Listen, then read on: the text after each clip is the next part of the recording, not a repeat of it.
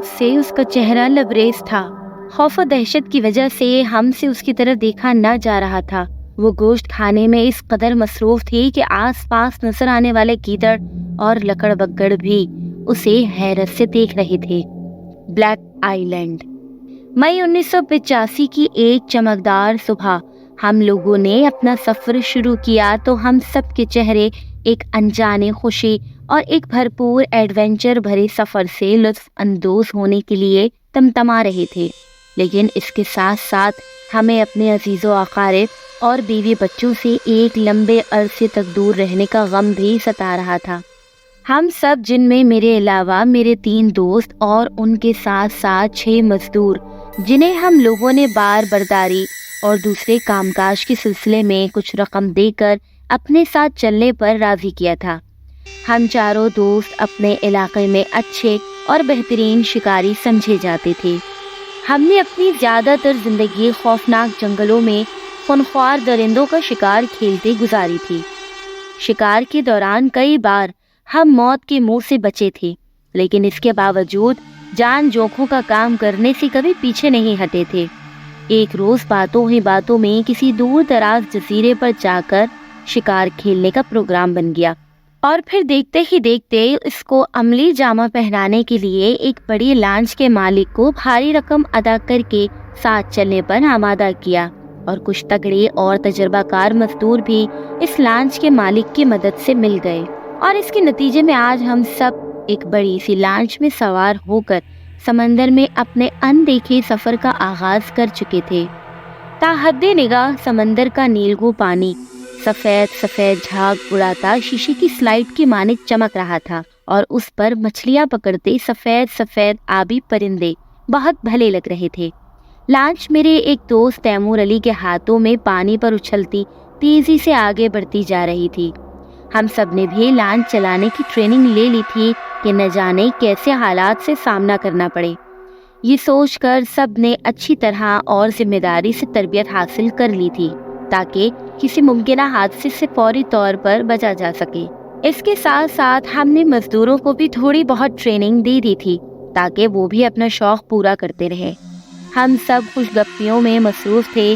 ہم نے گھر سے چلتے وقت اپنے سامان میں نقشہ، رسیوں کے بنڈل، گرم چادریں، چھریاں، چاقو، مٹی کے تیل کی کنستر، ماچسوں کے پیکٹ، کافی کی بوتلیں، نمک، مرچ، غرض ضرورت کی ہر وہ چیز رکھ لی تھی جس کی ہمیں کسی بھی وقت ضرورت پڑ سکتی تھی۔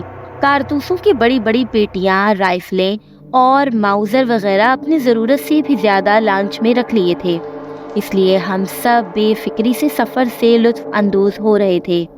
یوں محسوس ہو رہا تھا جیسے ہم کسی پکنک پوائنٹ پر تفریح کی غرض سے جا رہے ہوں۔ نقشے کے مطابق ہم سب کی منزل سمندر میں موجود دور دراز کا ایک جزیرہ بلیک آئی لینڈ تھا، جس کے بارے میں ایک عام روایت تھی کہ یہ جزیرہ دنیا کے خوفناک ترین جزیروں میں سے ایک ہے۔ اس کے اندر آج تک کوئی شکاری یا سیاح نہیں جا سکا، اور نہ ہی وہاں سے کسی قسم کی معلومات کوئی لا سکا۔ اس لیے یہ جزیرہ ابھی تک دنیا والوں کے لیے ایک سربستہ راز ہی تھا۔ ان لوگوں نے اسے اپنے لیے ایک چیلنج سمجھتے ہوئے انتخاب کیا تھا۔ شروع میں جو بھی اس کا نام سنتا اپنے کانوں کو ہاتھ لگانے لگتا۔ ان 6 مزدوروں میں سے 4 مزدوروں نے ساتھ جانے سے صاف انکار کر دیا تھا، مگر جب میں نے انہیں حوصلہ دیا اور کافی ساری رقم کی جھلک دکھائی تو وہ ساتھ چلنے پر آمادہ ہو ہی گئے۔ ہم نے ان مزدوروں کو کچھ معقول رقم پہلے ہی دے دی تھی تاکہ وہ اپنے گھر والوں کو خرچہ وغیرہ دے دیں اور بعد میں کسی قسم کی پریشانی کا سامنا نہ کرنا پڑے۔ اور اس سارے مرحلے کو بخوبی طے کرنے کے بعد آج ہم اپنے سفر کا آغاز کر چکے تھے اور بلیک آئی لینڈ کی جانب رواں دواں تھے۔ اس دوران ہم سب نے باری باری لانچ کو چلایا تھا تاکہ دوسرے افراد بھی تھوڑا آرام کر سکیں اور تازہ دم رہیں۔ ایسا کرنے سے ہم سب کے چہروں پر بشاشت تھی اور ہم آنے والے وقت سے بے خبر خوش گپیوں میں مصروف تھے۔ شام کا سناٹا ہر سو پھیلنے لگا تھا۔ آبی پرندے قطاریں باندھے واپس اپنے گھروں کو لوٹ رہے تھے۔ آسمان پر کہیں کہیں آوارہ بادل اٹھیلیاں کرتے پھر رہے تھے۔ سمندر کا پانی خاموش ہو گیا تھا اور ننھے ننھے ستارے آسمان پر ٹمٹمانے لگے تھے، جن کے جھرمٹ میں چاند بھی کبھی کبھی اپنا روشن چہرہ نکال کر لانچ کے مسافروں کی جانب جھانک لیتا تھا۔ ہم سب نے ہلکا پھلکا کھانا کھا کر اپنے ہاتھوں میں چائے کے کپ تھام رکھے تھے۔ آگ جلانے کے لیے ہم نے گیس سے چلنے والے چولہے کا بندوبست سب سے پہلے کیا تھا۔ تیمور صاحب، کیا خیال ہے ہم کب تک اپنی منزل مقصود پر پہنچ جائیں گے؟ افضال احمد نے چائے کا گھونٹ بھرتے ہوئے پوچھا۔ اگر ہم بغیر رکے اسی رفتار سے آگے بڑھتے رہے تو میرے خیال میں پرسوں دوپہر تک ہم بلیک آئی لینڈ تک ضرور پہنچ جائیں گے، تیمور علی نے لانچ کا اسٹیئرنگ گھماتے ہوئے جواب دیا۔ میری سمجھ میں یہ نہیں آتا کہ لوگوں نے خواہ کیوں اس جزیرے کو منحوس اور آسیب زدہ مشہور کر رکھا ہے۔ میری ایک دوست شان نے کندھے اچکاتے ہوئے لقمہ دیا۔ انگور کھٹے ہیں دوستوں، جو لوگ کسی کام کو سر انجام نہیں دے سکتے وہ ایسی ہی بے سروپا باتیں کر کے خود کو دھوکہ دیتے ہیں، تیمور علی نے جواباً کہا۔ باقی اس بات میں کہاں تک صداقت ہے اس کا تو وہاں چل کر ہی پتہ چلے گا، اس لیے جب تک ہم وہاں پہنچ نہیں جاتے اس قسم کے قیاس آرائیاں کرنا فضول ہے، میں نے بھی دخل در معقولات دیتے ہوئے کہا۔ اسی قسم کی ہنسی اور ہلکا پھلکا مذاق کرتے ہوئے ہم سمندر میں آگے کی جانب بڑھتے جا رہے تھے۔ ہمارے پاس فیول کا اسٹاک تھا، اس لیے اس کی طرف سے تو ہم بالکل بے فکر تھے۔ باقی خوراک کی طرف سے بھی ہم نے ہاتھ کھلا رکھا تھا اور ضرورت سے زیادہ ہی خوراک اسٹور کی تھی کہ نہ جانے کتنے روز ہمیں جزیرے پر رہنا پڑے اور کن حالات کا سامنا کرنا پڑے۔ رات کے وقت سمندر کے پانی پر چاند کی سفید چاندنی بہت بھری لگ رہی تھی۔ رات دھیرے دھیرے اپنا سفر جاری رکھے اجالے کی جانب بڑھ رہی تھی۔ تیمور علی نے لانچ کا اسٹیئرنگ ایک مزدور کو تھما کر کچھ ہدایات دی اور خود ایک طرف بنے کیبن کی طرف بڑھ گیا۔ ہم دیگر دوست پہلے ہی کیبن میں بچھے ہوئے موٹے موٹے گدوں کے بستروں پر براجمان تھے اور آنے والے حالات پر تبصرہ کر رہے تھے۔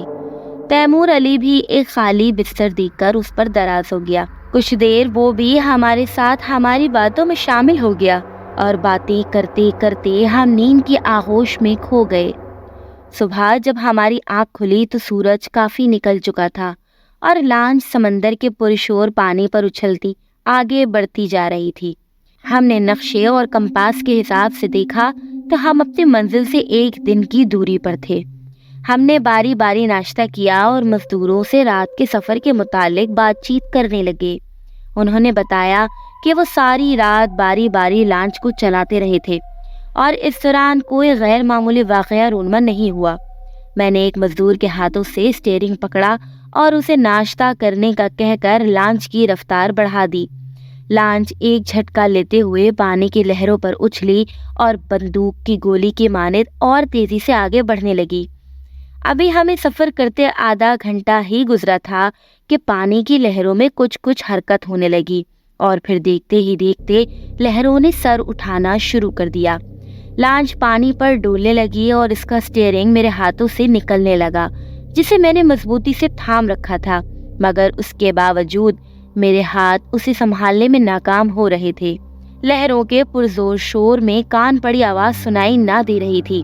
ہم سب نے چیختے ہوئے ایک دوسرے کو تھام رکھا تھا اور پھر تیمور علی کی ہدایات پر مزدوروں نے لانچ پر سے وزن کم کرنے کے لیے اپنا فالتو سامان اٹھا کر سمندر کے پانی میں پھینکنا شروع کر دیا کہ شاید وزن ہلکا ہونے سے لانچ کے الٹنے کا خطرہ کم ہو سکے، مگر موجوں نے اسے مزید اور جھٹکے دینے شروع کر دیے۔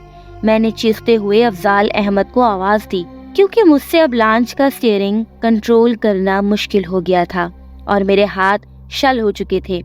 افضال احمد نے آہستہ آہستہ میرے قریب آن کر مجھ سے اسٹیئرنگ لے لیا اور لانچ اسی رفتار سے آگے بڑھتی جا رہی تھی، مگر اس کے چلنے کے انداز میں فرق آ گیا تھا۔